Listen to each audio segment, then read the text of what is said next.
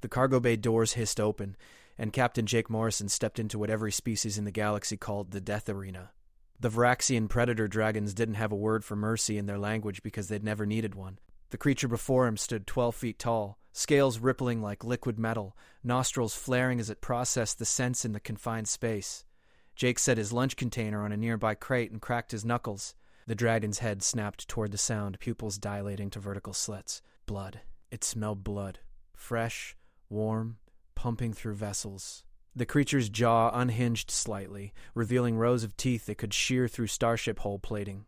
"Relax," Jake said, pulling a wrapped sandwich from his thermal bag. "It's only my lunch." The dragon's confusion manifested as a low rumble that vibrated through the deck plates.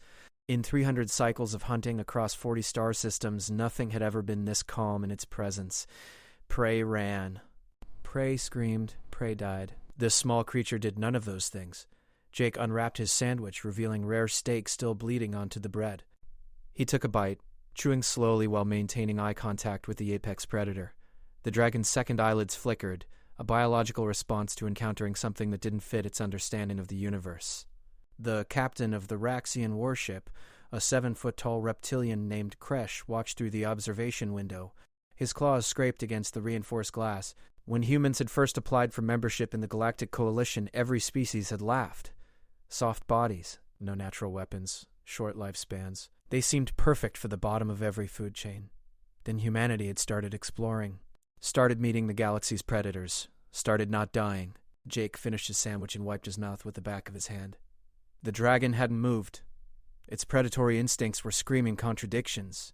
The scent of blood made it hungry, the lack of fear made it cautious. The predators didn't hunt what they couldn't understand. "Your move," Jake said to the creature. The dragon lunged. 3,000 pounds of muscle and fury crossed the cargo bay in less than a second. Jake didn't flinch. His hand moved to his hip, fingers wrapping around something small and cylindrical. The dragon's claws extended, each one capable of disemboweling an armored warrior. Kresh leaned forward, anticipating the satisfying crunch of human bones. Instead, light erupted in the cargo bay. Blinding, searing, impossible light. The dragon shrieked and crashed into the far wall, pawing at its eyes.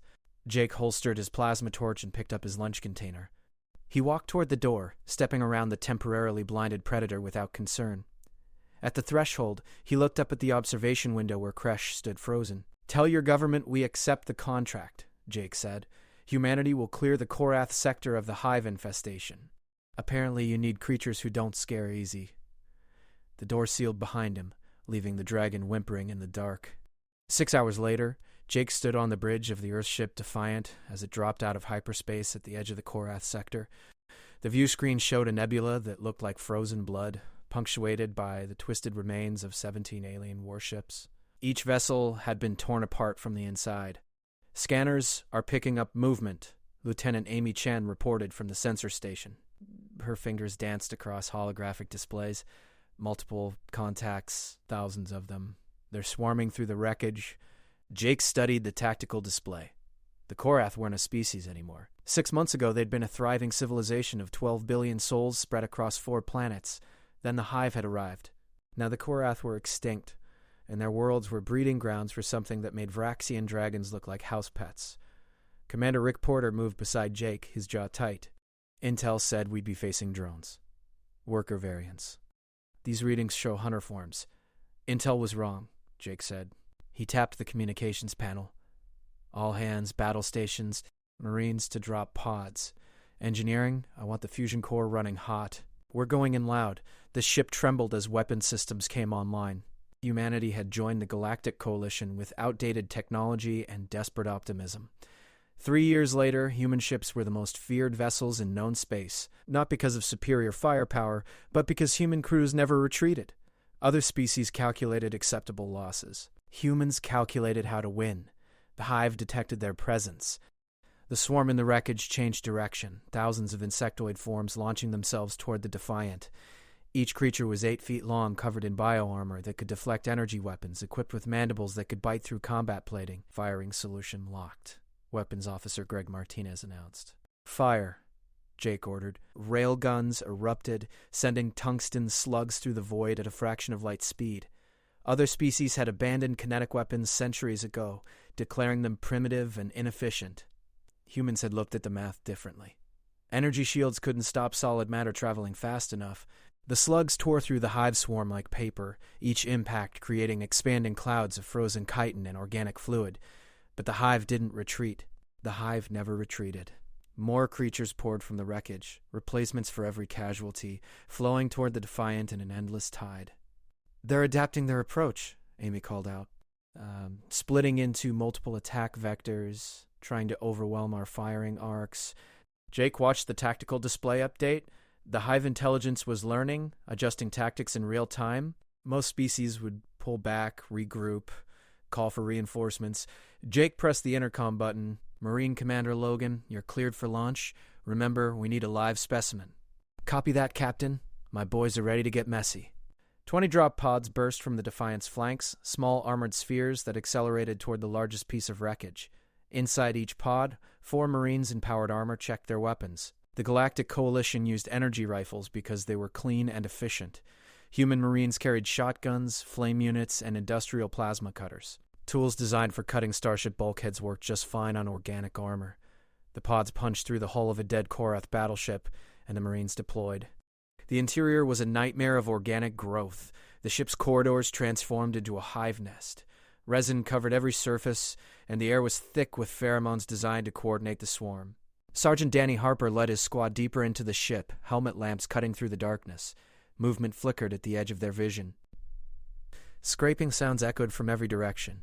The hive knew they were here. "Contacts, 3 o'clock, Private Lisa Morgan reported. The first wave hit them like a living tsunami.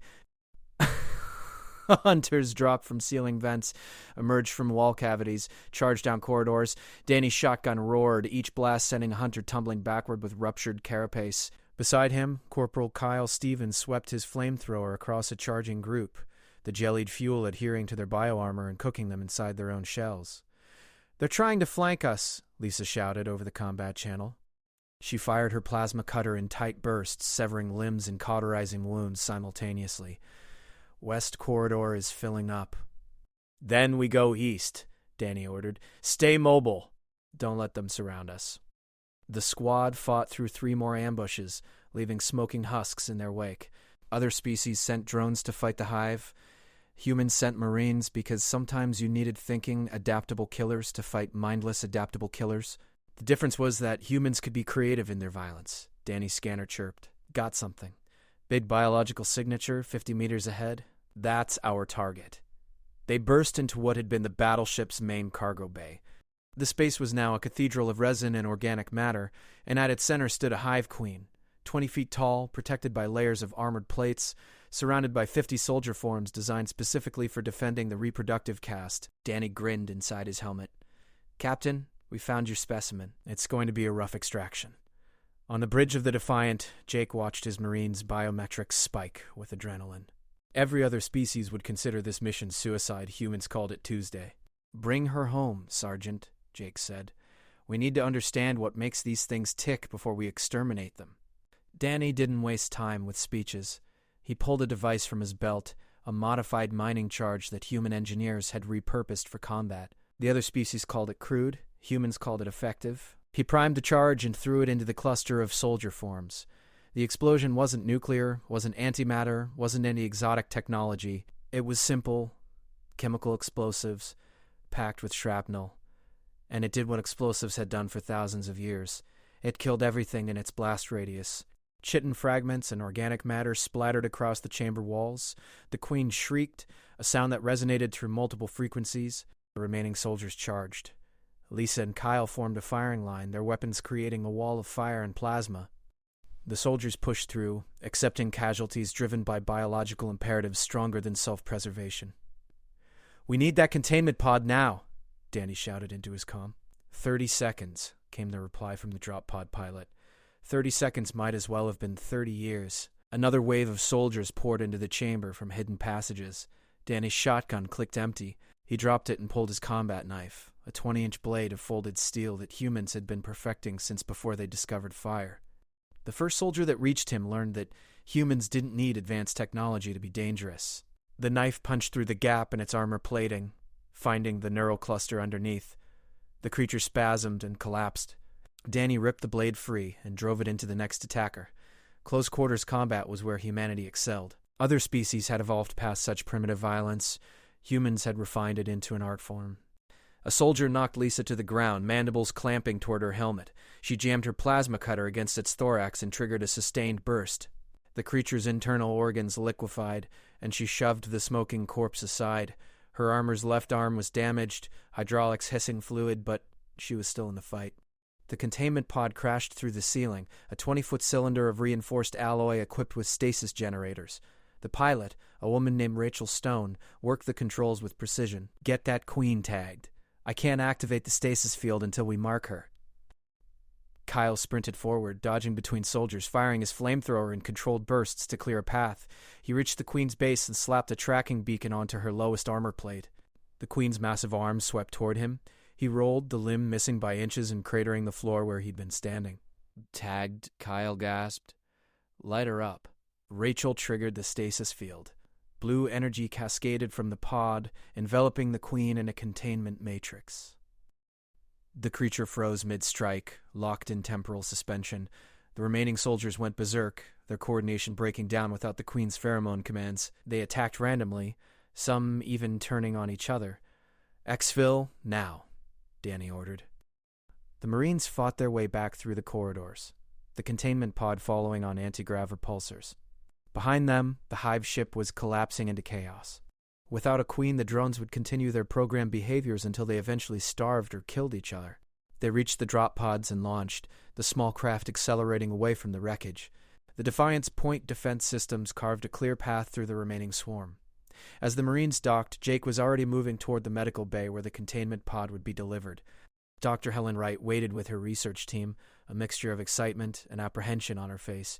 She was humanity's leading xenobiologist, recruited from her position at Mars Colony University specifically for this mission. "I can't believe we actually caught one alive." "Believe it," Danny said as his squad brought the pod into the sterile research chamber. "She's all yours, Doc.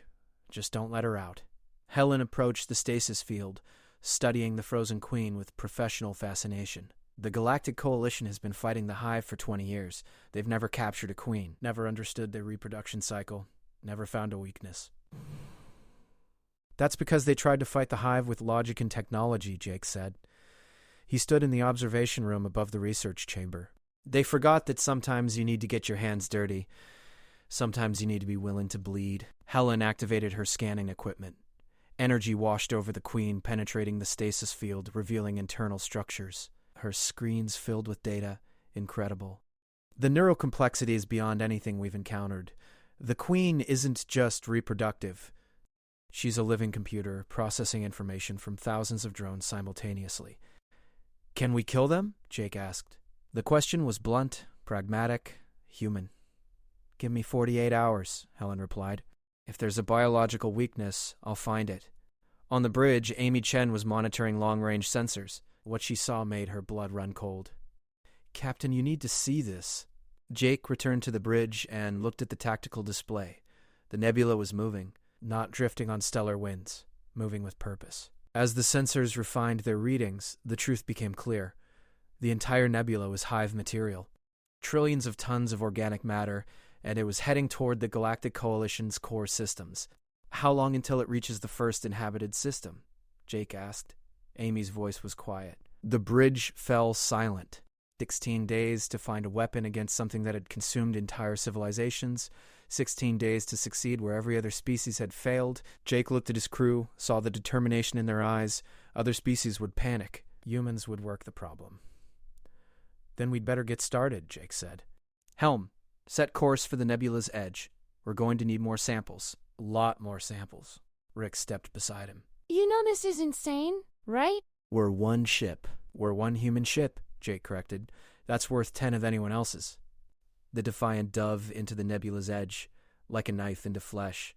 The view screen showed a crimson hell of organic particles and floating hive matter.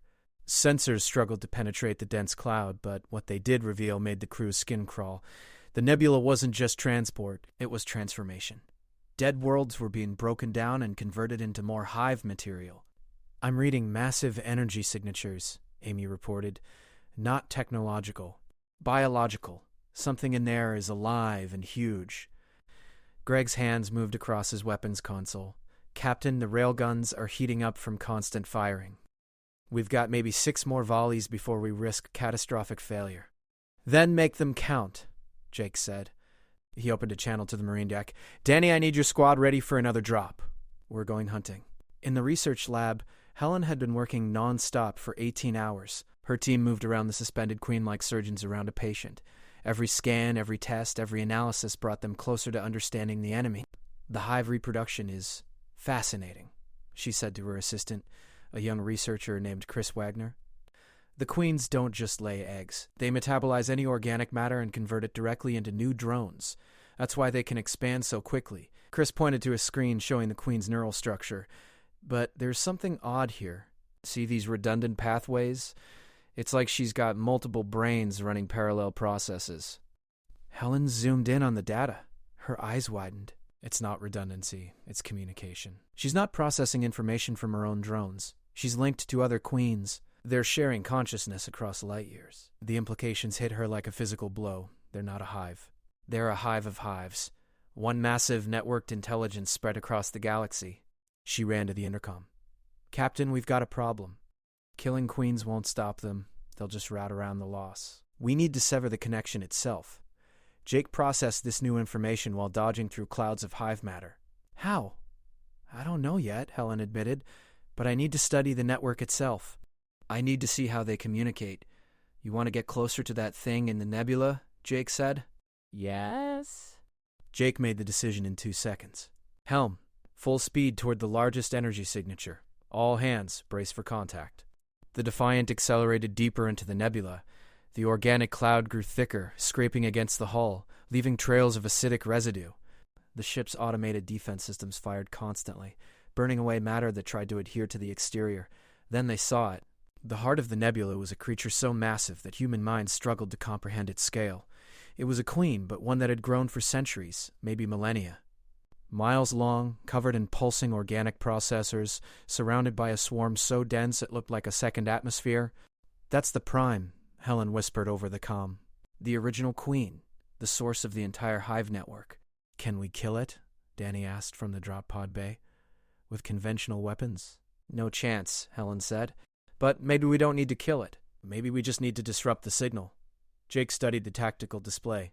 The Prime was defended by thousands of soldier forms, protected by layers of bioarmor that his weapons couldn't penetrate. A direct assault was suicide. So naturally, he started planning 1. Danny, forget the drop pods. We're going with boarding torpedoes. I need you to fight through that swarm and plant charges on the Prime's neural centers. Helen will mark the targets. Torpedoes? Rick said. Captain, those are designed to breach enemy hulls, not carry personnel. They'll carry what I tell them to carry, Jake replied. Amy, calculate the best approach vector. Greg, I need a firing solution that puts those torpedoes exactly where we need them. The crew worked with practiced efficiency. Boarding torpedoes were loaded with Marines instead of explosives. Helen uploaded targeting data directly to Danny's helmet systems. The Defiant swung around, using the nebula's density as cover, positioning itself for the attack run. All torpedo tubes loaded, Greg reported. Firing solution locked. Marines ready, Danny confirmed. This is either brilliant or the stupidest thing we've ever done. It's both, Jake said. Fire. 6 boarding torpedoes launched from the Defiant, armored projectiles that accelerated toward the Prime at speeds designed to punch through warship hulls. The swarm tried to intercept them, but the torpedoes' armor held. They impacted the Prime's surface and drilled inside, releasing their cargo of very angry humans. Danny's squad emerged into a nightmare landscape of pulsing tissue and flowing biomatter.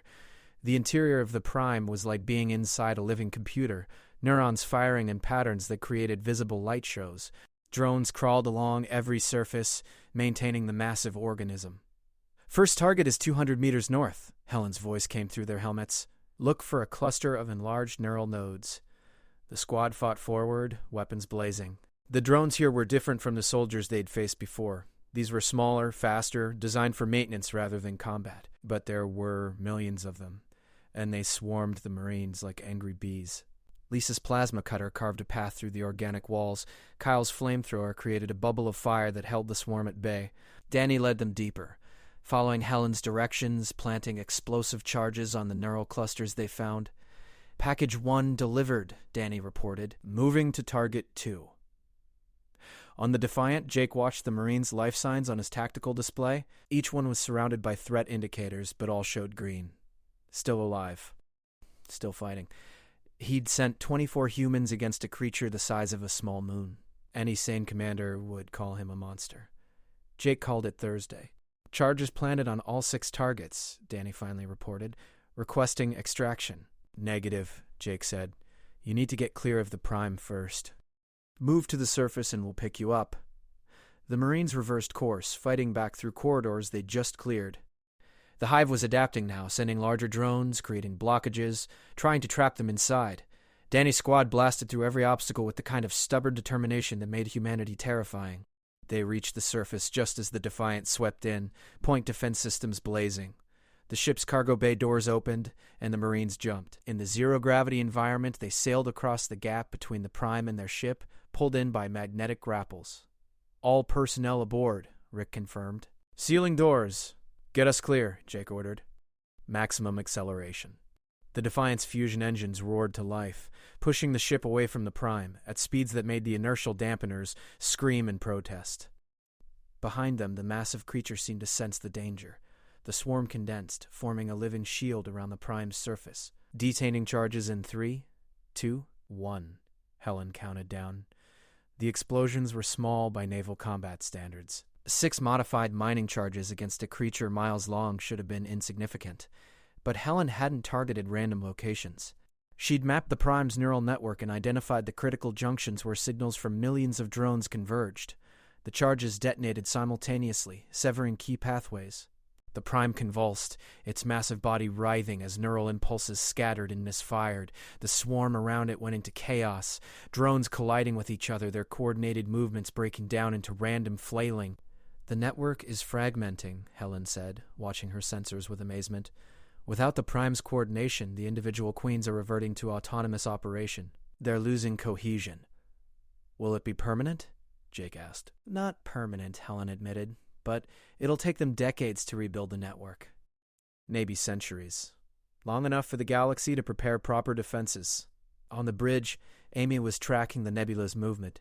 Captain, the hive mass is dispersing. It's breaking up into smaller clouds. They're heading in different directions. Jake watched the tactical display update. The coordinated assault on Coalition space was falling apart. Individual hive fragments were still dangerous, but they could be hunted down and destroyed. Humanity had just bought the galaxy time. Send a message to Coalition Command, Jake ordered. Tell them we've disrupted the hive network. Transmit all of Dr. Wright's research data, and tell them humanity is ready to lead the extermination campaign. Rick raised an eyebrow. You think they'll let us? They won't have a choice, Jake said. We just did what they couldn't do in 20 years. We proved that humans don't just survive in a galaxy full of predators. We thrive. The message went out on all Coalition channels. Within hours, responses flooded back. Some were grateful, some were awed. Some, like the Vraxian message, were tinged with fear. The galaxy had watched humanity arrive as the weak newcomers, the species that should have been eaten. Now they understood the truth. Humans weren't prey. Humans were the predators that other predators feared. 3 days later, Jake stood in the observation deck watching ships arrive from across Coalition space. Human vessels and alien warships forming a combined fleet for the first time in galactic history. The other species had brought their best technology, their finest warriors, their most advanced weapons. Danny joined him, still wearing his combat armor, fresh from another patrol. You know the Coalition is going to want humanity to take point on every dangerous mission from now on. Good, Jake said. We're good at dangerous. You think we'll ever get bored of this? Of being the galaxy's attack dogs? Jake considered the question. On the view screen, a Vraxian warship was practicing maneuvers alongside a human destroyer. The dragon species that had once considered humans prey were now training to fight beside them. We're not attack dogs. We're teachers. We're showing the galaxy that being civilized doesn't mean being weak. Helen's voice came over the intercom. Captain, you should see this. The queen we captured is showing unusual behavior. Jake made his way to the research lab. The queen was still in stasis, but Helen had been running cognitive tests, trying to understand the hive intelligence. On her screen was a pattern of neural activity that looked almost like language. I've been attempting communication, Helen explained, using mathematical principles as a base language. The Queen has been responding. What's it saying? Jake asked. Helen pulled up the translation matrix. The message was simple but profound. Query: why do you resist? All matter serves the hive. Resistance is entropy. Submit and achieve order. Jake looked at the frozen Queen and spoke, knowing the creature's senses were still active within the stasis field. We resist because that's what humans do. We don't submit, we don't surrender. We take what the universe throws at us, and we punch back twice as hard. The Queen's neural activity spiked, processing this concept. A new message appeared. Understanding negative. Survival probability minimal. Logic dictates submission. That's your problem, Jake said. You think survival is about logic. Humans know it's about will. We've survived ice ages, plagues, wars, and our own worst impulses. We climbed from caves to starships. We don't survive because it's logical. We survive because we refuse to do anything else. He turned to Helen. Keep studying her. Learn everything you can. When we hunt down the remaining hive fragments, I want to know exactly how to kill them. Jake returned to the bridge where his crew waited. The tactical display showed the combined fleet preparing to jump to hyperspace. Dozens of ships from a dozen species united for the first time in galactic history. United because humanity had shown them that the hive could be beaten. All ships report ready, Amy announced. Jake settled into his command chair and looked at the stars beyond the view screen. Somewhere out there, hive fragments were rebuilding, planning, adapting. Let them plan, let them adapt. They would learn what every predator in the galaxy was learning. Humanity had arrived, and the food chain had just been rearranged. Take us out, Jake ordered. We've got a galaxy to save. The Defiant jumped to hyperspace, leading the fleet into battle. Behind them, the research lab's computers continued analyzing the Queen's final message. Understanding negative. But perhaps, in time, the hive would understand. It had encountered something it had never faced before. A species that didn't fear death. A species that weaponized hope. A species that looked at impossible odds and simply replied, "Relax, it's only lunch." The galaxy would never be the same.